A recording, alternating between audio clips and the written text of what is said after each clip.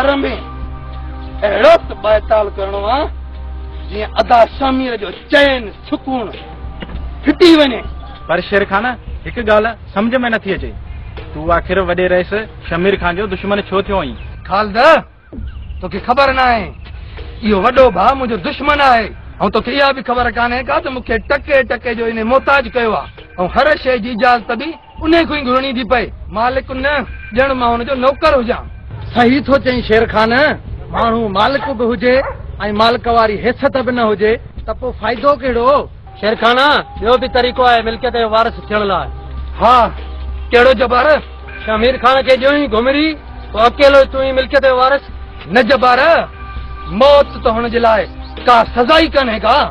मां हुन जूं निंड्रूं हराम करण थो चाहियां ऐं हुनजो सुकून छिंगण थो चाहियां।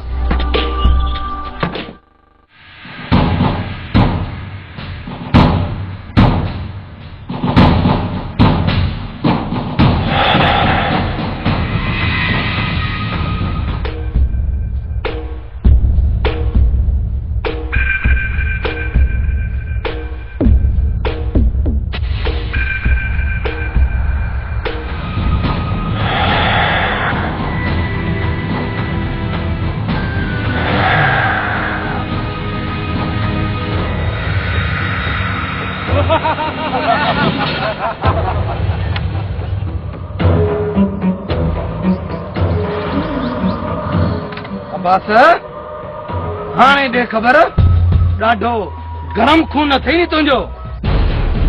शेर खान शेर आहे, जंहिंखे अखि ॾसे उन खां ज़िंदगी खसे। हथ में हथियार खणी चार माण्हू गॾु करे पाण खे शेर थो सॾाई। शेर पंहिंजे वॾे भाउ शमीर खान जी पग जो त मान रख न। मौत साम्हूं ॾिसी घणनि वॾड़नि जा नाला खणंदे कि शेर खान जो दुश्मन ज़िंदा बची वञे इहो नामुमकिन आहे।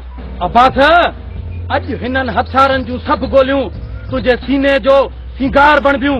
डॉक्टर परेशान थी वेंदा।